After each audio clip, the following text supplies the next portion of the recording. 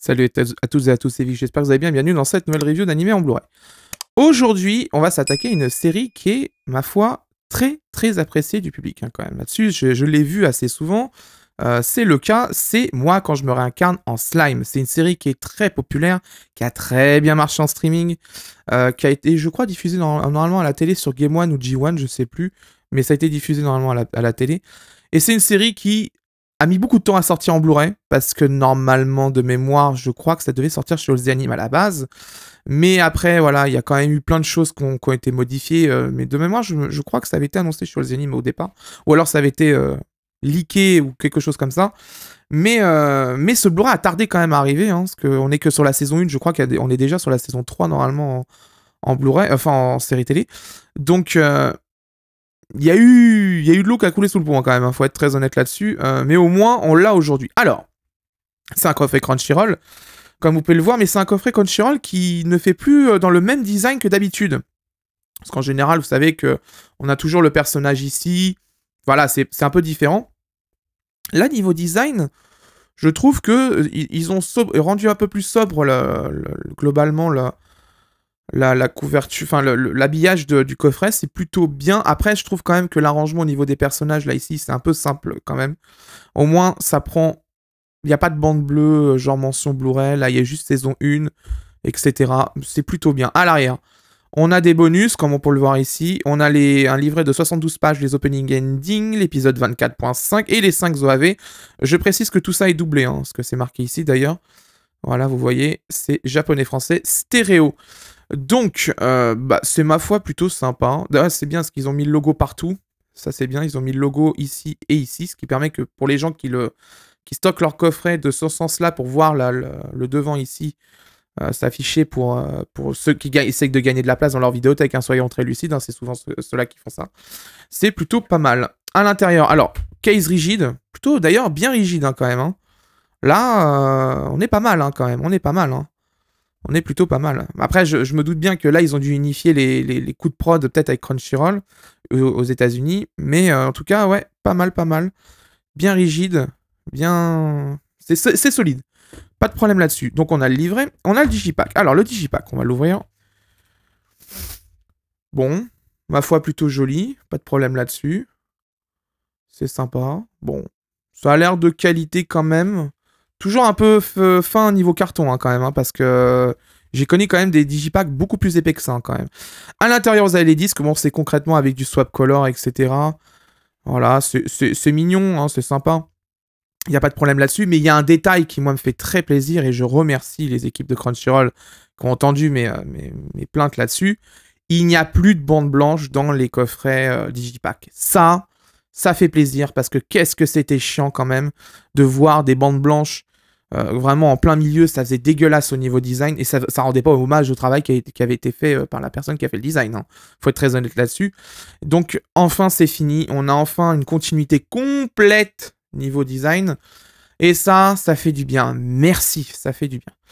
Donc écoutez, bon après c'est vrai que niveau design, bon, le design des disques c'est concrètement le même répété plusieurs fois mais avec des swap colors, etc. Bon après j'ai envie de dire, je pense pas qu'on puisse mettre grand chose quand même sur les disques au niveau visuel, donc c'est plutôt sympa. On a 5 disques Blu-ray, donc 4 pour la série principale, 5 pour les un cinquième pour les OAV. Donc c'est plutôt cool, au moins la répartition est plutôt bonne. D'ailleurs je crois qu'on est sur un 6, 7 à 12... 13, 18. Il faudrait que je vérifie, parce que je crois que normalement sur celui-là, c'est de 1 à 7 en réalité dedans. Il faudrait que je vérifie ça. Mais c'est plutôt sympa, c'est plutôt pas mal. C'est propre au niveau design. Après le carton, voilà, je sais que de toute façon, depuis la pénurie de carton et l'augmentation des coûts de production, c'est un gros problème justement tout ça. On est face à un problème de prix, surtout en ce moment, parce que je l'ai vu, hein, avant 2020, les digipacks étaient plutôt épais en carton. Aujourd'hui, maintenant, ils le sont beaucoup moins, en fait. Et d'ailleurs, même aux animes, par exemple, ils sont passés au Scanavo. Parce que déjà, le Scanavo, au niveau SAV, c'est quand même bien plus facile à gérer. Parce que quand vous avez un digipack qui casse, vous pouvez pas le réparer. Qu'avec un Scanavo, c'est beaucoup plus simple de s'en occuper. Vous pouvez juste remplacer en envoyant un boîtier au client. Le livret, avec les personnages, les actions, l'histoire, la carte du monde et les artboards. Bon, c'est la galerie d'images, en gros. Hein. Vous avez une introduction ici. Hein. Voilà. Bon, c'est un livret, ma foi, pour présenter la série, les personnages, les divers monstres, etc. C'est sympa, hein, ça, y a pas de problème. Ils ont fait la même chose pour Miss Kobayashi Dragon Maid, c'était plutôt pas mal. Là, par contre, la qualité de fabrication est quand même bien meilleure sur Slime que sur Miss Kobayashi Dragon Maid. Après, Dragon Maid, ils ont compensé par mettre 2 boîtiers Blu-ray pour éviter de casser enfin, de plier le carton, hein, du fourreau. Voilà, c'est un choix qui a été fait, je peux comprendre là-dessus. Peut-être que la série, ils avaient peur que ça se vendrait moins bien qu'un Slime. Mais en tout cas, voilà. Là, le niveau fab, c'est quand même pas mal, hein. C'est quand même vraiment pas mal là-dessus. Je suis plutôt étonné quand même, hein. Donc, un livret qui présente tout, hein, les actions, ouais, vraiment, c'est... Ah, bon, bien sûr, il y a les résumés d'épisodes, hein, bien sûr, ça, c'est évident. Voilà, ça, c'est le remplissage, c'est comme d'habitude. Ça, on y échappe jamais, hein, maintenant. La carte du monde, complète. Voilà, en 4 pages, 6 pages, 8 pages. 8 pages de cartes, vous avez la galerie d'artwork, etc. dedans. Bon, c'est plutôt sympa. On aurait aimé quand même avoir certaines illustrations, peut-être en cartes, notamment celle-là. Celle-ci, là. Celle-ci, je pense qu'elle aurait mérité d'avoir une carte quand même. Elle est plutôt jolie, plutôt bien colorée, ça aurait été sympa. Ou des cartes de personnages avec des artworks, genre des key visuals, des trucs comme ça, des lines, enfin je sais pas, des croquis de prod. Ça aurait pu être sympa. Genre des croquis comme ça, par exemple, vous voyez. Ça, c'est sympa, on aime bien. Puis là, il y en a en plus, c'est ça le pire. Ouais, il y en a pas mal. Donc c'est illustration Kenji Goto, finition Maki Saito, effet Megumi Saito. Ok.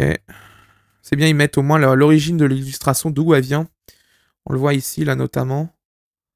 Vous voyez, par exemple, première publication, 12 décembre 2018. Hein.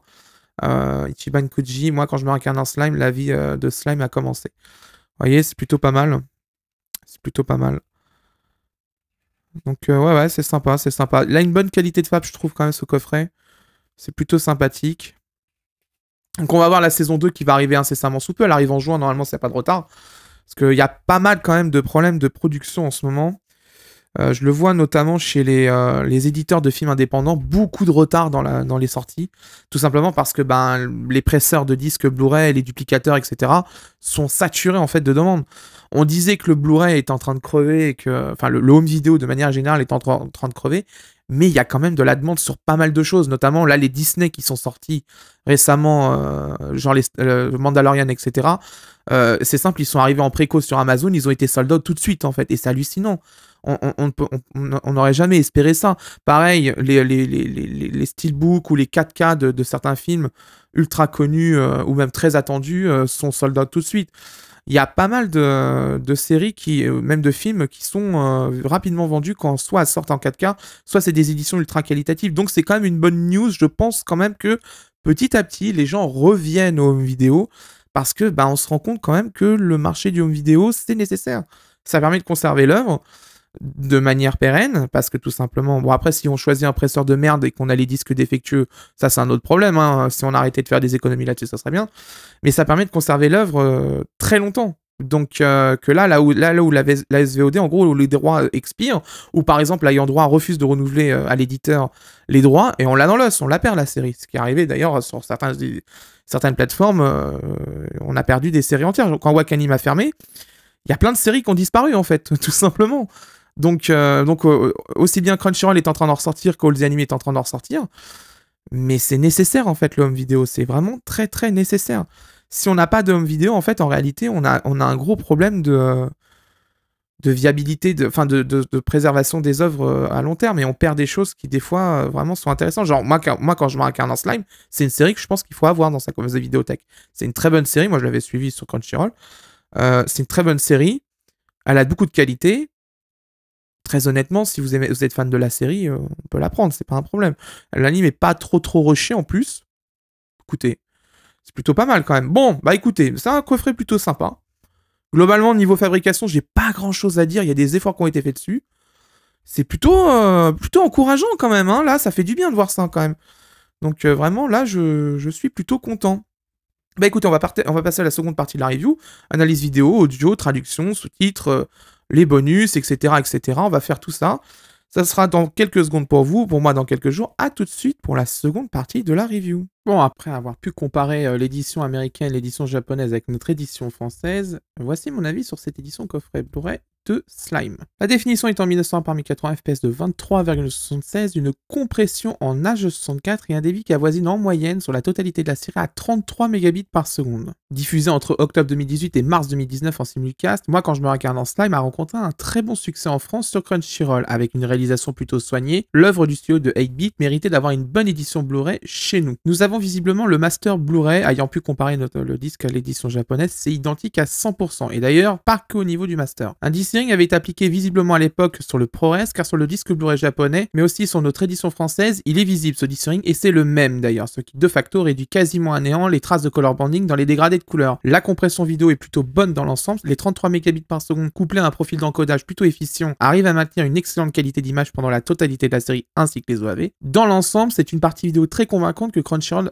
vous propose aujourd'hui. Ça a fait le boulot pour ce premier coffret Slime et j'espère que ça sera maintenu sur celui de la saison 2. Au niveau du son, Dolby True HD pour la VO et la VF en stéréo 24 bits 48 kHz, du lossless pour ce coffret, rien à dire concernant la VO, le mixage est plutôt très propre, j'ai pas grand chose à dire dessus, si ce n'est que c'est excellent. La VF est produite chez SDI Media Belgique avec une direction artistique signée Frédéric Ognès et une adaptation de Jennifer Grossier et de Ludivine Marc Walter. J'apprécie beaucoup le travail qui a été fait sur cette VF, l'adaptation est plutôt bien faite, les choix des comédiens est très bon, mais vraiment j'ai passé un très bon moment avec cette VF. C'est assez rare d'ailleurs, ça arrive pas souvent le fait que j'apprécie énormément une VF au point que je me dis je peux continuer la série avec, c'est pas un problème. Là c'est le cas, j'ai plutôt bien apprécié ce qui a été fait dessus et c'est surtout que les voix collent bien au personnage. Hein. Franchement là-dessus j'ai même mon confrère Animagé, je lui ai fait écouter la VF et il m'a dit que lui aussi il trouvait qu'elle était plutôt très bonne. Hein. C'était assez impressionnant le choix qui a été fait dessus et les comédiens qui font leur job vraiment bien dessus sur cette série. Preuve qu'il en est qu'on peut faire d'excellentes VF avec des personnages, des comédiens qui incarnent vraiment le personnage, puisque ce que je vous rappelle quand même cette série, les comédiens, les seiyuu japonais ont vraiment des mimiques assez précises quand même dans l'animé, qui sont plutôt bien retranscrites dans la VF, donc c'est plutôt bon à noter quand même là-dessus. Vraiment du très très bon travail là-dessus, j'ai rien à dire, je tire mon chapeau pour cette VF. Comme d'habitude, un petit extrait pour vous faire un avis.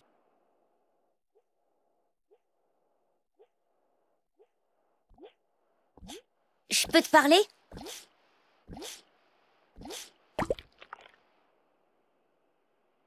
Je voulais te poser une question.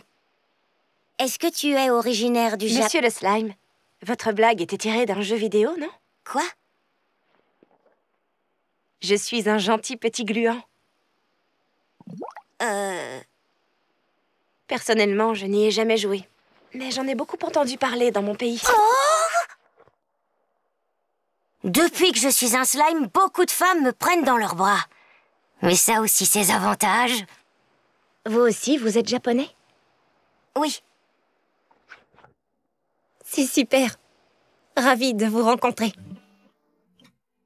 Comment êtes-vous arrivé là? Eh bien, en fait, j'ai été poignardée à mort. Poignardée? Et je me suis réveillée sous cette magnifique apparence. D'accord, je vois. Donc si je comprends bien, vous vous êtes réincarné. Ça a dû être difficile. C'était différent pour toi, Shizu? Moi, j'ai été invoquée. Invoquée? Ah, c'est vrai! Veldra m'avait parlé de ça. Il faut plus de 30 mages pour accomplir une cérémonie, et il faut plusieurs jours pour faire venir quelqu'un d'un autre monde. Les invoqués sont censés devenir une arme à leur service. Ils gravent une malédiction dans l'âme de l'invoqué pour s'assurer qu'il ne se retourne pas contre les invocateurs. Donc ça veut dire que Shizu servirait d'arme? Je suis curieux à propos de cette malédiction. Mais je vais éviter d'aborder ce sujet pour l'instant, même si ça m'inquiète. Dis-moi, quand est-ce que t'as été invoqué ici? C'était il y a très longtemps. Mon quartier brûlait. J'étais entourée de flammes. Pendant la guerre? Des bombes tombaient du ciel. Les raids aériens. Ma mère et moi, nous nous sommes enfuis.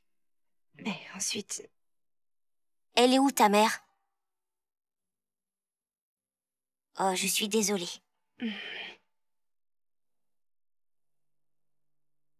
J'ai une idée. Et si je te montrais un truc marrant? Un truc marrant?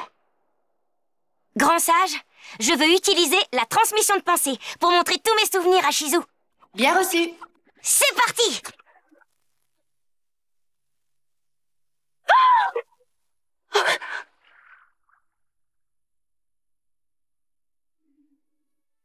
Une elfe? Wow! Non, non, non, non, non! C'est pas ça que je voulais te montrer! Oh! Elle était très jolie. Fais comme si t'avais rien vu, hein? On oublie tout, regarde ça!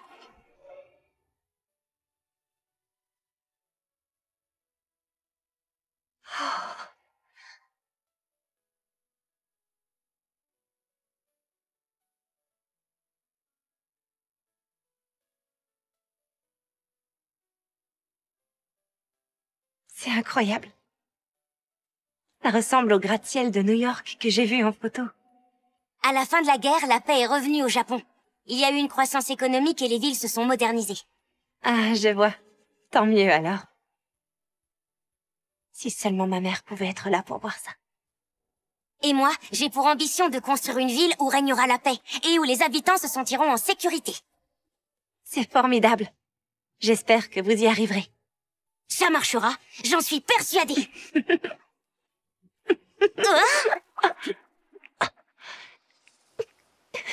Shizu, qu'est-ce qui t'arrive? Je suis désolée. Est-ce que ça va? Ne vous inquiétez pas, tout va bien. Maître Limule, je peux vous parler une petite minute? Je voudrais votre avis concernant la construction d'un nouveau bâtiment. Bien sûr. À plus tard. Oui, à plus tard.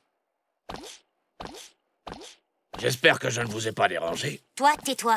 Oh, mais vous rugissez. Pas du tout. Ah si, vous rugissez. Au niveau des sous-titres, pas grand-chose à dire. La police d'écriture et la bordure, c'est celle qu'on connaît des Blu-ray de Funimation et des Blu-ray de la version internationale. Police blanche, bordure noire, bordure bien épaisse. C'est visible, peu importe la distance et peu importe la taille de votre moniteur ou de votre écran ou de téléviseur. Ça n'a aucun incidence, il n'y a pas de souci là-dessus, c'est parfaitement lisible. La traduction, c'est celle du simulcast de Crunchyroll. Globalement, c'est plutôt une bonne traduction avec un bon respect des normes de sous-titrage. C'est un travail qui, au niveau des sous-titres, qui ravira les fans de VostFR, mais d'ailleurs, je précise une chose, je n'ai pas trouvé de crédit sur cette édition Blu-ray, ni sur Crunchyroll, ni sur le Blu-ray, donc je ne sais pas qui traduit, et visiblement, ils sont deux à traduire, parce qu'effectivement, j'ai regardé la série et les OAV, c'est pas traduit visiblement par la même personne, ou pas la même personne qui fait l'adapt, mais voilà, ça c'est quand même bon à noter, mais il faut quand même rappeler que c'est une obligation légale de mettre les cartons de traduction, c'est quand même important, et ça, Crunchyroll l'oublie assez souvent. On passe au menu du disque pour aller voir les Blu-ray au niveau bonus. Sur le disque 1, aucun bonus à part les cartons de crédit pour la VF. Disque 2, vous l'avez l'opening et l'ending en textless, l'opening 1 et l'ending 1. Disque 3, rien du tout. Disque 4, vous avez l'op 2 et l'end 2 en deux versions pour l'ending. Et sur le disque 5, vous avez les OAV, mais rien d'autre en bonus. Bon, globalement, c'est vrai que c'est pas sur ce coffret qu'on aura beaucoup de bonus, mais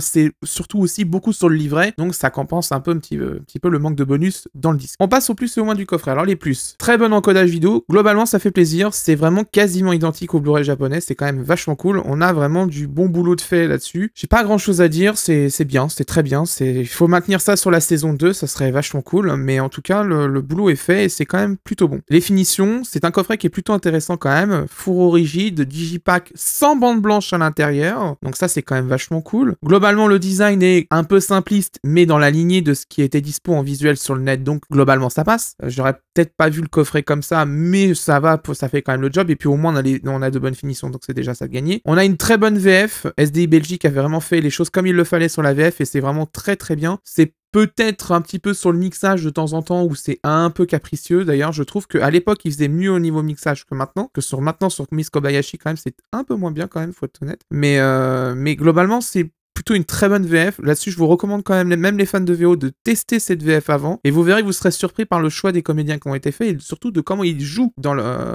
pour l'animé. Et ça, c'est quand même très intéressant. Adieu la bande blanche dans les digipacks. Enfin, merci, j'ai été entendu parce que franchement, ça c'était vraiment pénible. On n'a plus cette foutue bande blanche entre chaque support de disque dans le digipack. Enfin, merci de m'avoir écouté. Oh là là, je remercierai jamais la personne qui a pris cette décision d'arrêter ça parce que vraiment, c'était dégueulasse. C'est pas sérieux du tout et vraiment il me manque plus que maintenant sur les boîtiers Amaret de mettre un fond à l'intérieur et là c'est bon, on a enfin corrigé les problèmes de design de Crunchyroll, c'est bien, c'est parfait parce que là on en a déjà un de résolu, maintenant il faut continuer le reste, hein. Le visuel au fond du boîtier Blu-ray Amaret et on sera bon. Et le livret plutôt complet dans l'ensemble, il fait quand même plutôt bien le job, hein. Il y a des trucs quand même assez intéressants dedans et au moins il a le mérite d'être là, donc c'est quand même vachement cool. On passe au moins, il n'y a pas grand chose, vous allez voir, il arrive bien trop tard je pense ce coffret, c'est sorti ça a été fini de diffuser en 2019 2009 au Japon, la saison 1. Normalement, cette série aurait peut-être dû sortir chez All Anime via le deal entre Crunchyroll et All Anime. Je vous rappelle qu'ils avaient fait pas mal de séries en collaboration à l'époque. Et là, visiblement, cette série a mis énormément de temps à sortir en Blu-ray, ce qui est bien dommage parce que la hype est quand même pas mal redescendu, et c'est surtout que la saison 3 en ce moment n'est vraiment pas folichonne du tout en fait, hein, donc c'est un peu compliqué. Donc est-ce que ce laps de temps va être payé par le manque d'achat de la part des clients? Je sais pas, mais je sais qu'il y a une autre série qui était très populaire à l'époque et qui a mis beaucoup trop de temps à sortir et il l'a payé très cher, c'est Fate Unlimited Blade Works chez All Anime. Le taf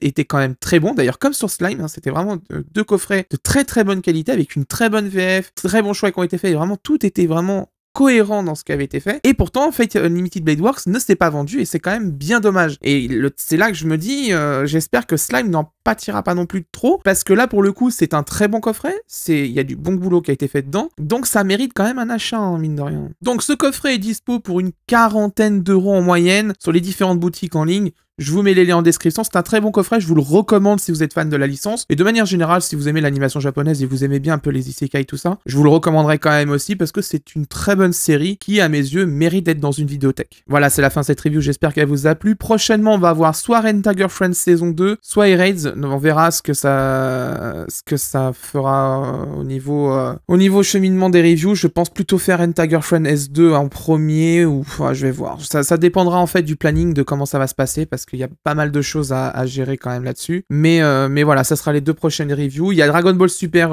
Hero 4K qui va arriver, puisque j'ai reçu le disque Steelbook il y a quelques temps. J'attends juste que je puisse faire la review tranquillement. Ça devrait pas tarder, normalement je vais pouvoir l'attaquer d'ici peu. Mais ça sera une vidéo assez express, hein, parce que concrètement la VF c'est la même, la traduction c'est la même. Ce qui change c'est surtout la piste audio et la vidéo. Donc concrètement ça va aller très très vite, hein. Ça sera vraiment une review express. Si vous souhaitez soutenir mon travail comme d'habitude, vous pouvez lâcher un pouce bleu, vous abonner, d'activer la cloche, et surtout, si vous souhaitez réagir, l'espace des commentaires est fait pour vous. Je vous le répète encore jamais assez, mais soyez courtois dans les commentaires, c'est important. On est lu, ne vous inquiétez pas, les éditeurs lisent les commentaires, il n'y a aucun souci là-dessus. Et si vous souhaitez soutenir directement mon travail financièrement, vous avez le bouton rejoindre et les super merci à dispo. C'est comme vous voulez, vous faites ce que vous voulez, hein. Si vous pouvez pas, vous avez aussi les liens Amazon, si vous souhaitez acheter un coffret et que vous souhaitez soutenir mon travail. Vous pouvez passer par les liens Amazon, je touche une petite commission et ça permet de réinvestir dans les coffrets en fin d'année, et ça permet aussi de vous les faire gagner de toute façon en cadeau à la fin de l'année dans des concours. Voilà. Quant à moi, je vous laisse et d'ici là, portez-vous bien. Ciao.